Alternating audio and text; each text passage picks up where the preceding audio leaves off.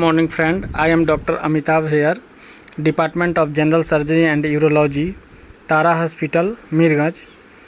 शीर्षक 5 मिनट आपके सेहत के लिए।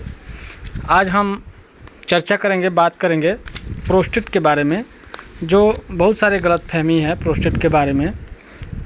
क्योंकि आज ही मैंने देखा एक पेशेंट ने क्या बोल रहा है कि हमको प्रोस्टेट हो गया है, लेकिन प्रोस्टेट होता नहीं है। प्रोस्टेट ऑलरेडी हमारे शरीर में जन्म से ही रहता है। हर एक जो मेल होते हैं, हर एक जो पुरुष होते हैं, उनमें प्रोस्टेट ग्लैंड होता ही है।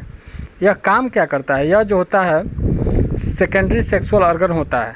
ये जो हमारा सीमेन बनता है, जो बच्चा पैदा करने के लिए हम लोग सीमेन बनता है, उसमें यह हेल्प करता है। जैसे जैसे एज होने लगता है, जैसे मान लीजिए कि 40-50 का एज होने लगता है, तो जिस प्रकार से मनुष्य की सफ़ेद बाल होती है, उसके बाद बाल झड़ने लगते हैं, उसी रेशियो में हमारा क्या होता है कि प्रोस्टेट की साइज़ भी बढ़ने लगता है।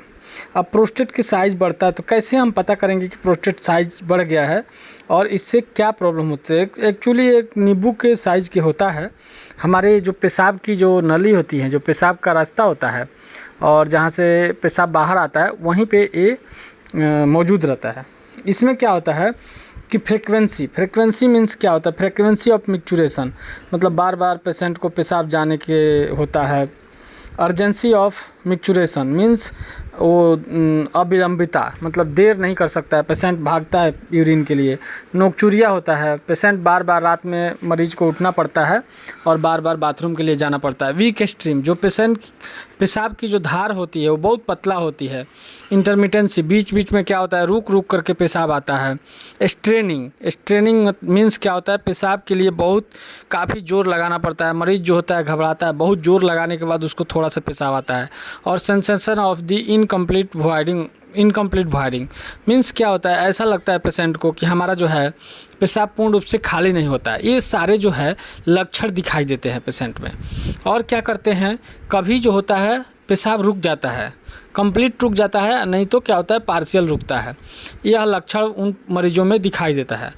अब क्या होता है कि अगर पार्शियल रुक गया है तो हमें तो कैथेटराइजेशन, एक ट्यूब डाल करके, उसके पेशाब के थैली में ट्यूब डाल करके उसको पेशाब को बाहर निकालना पड़ता है। और कंप्लीट अगर ब्लॉक हो गया है तब क्या करना पड़ता है कि एसपीसी करना पड़ता है। और एसपीसी सुप्रापेविक सिस्टोस्टोमी करके पेशाब को बाहर निकाला जाता है।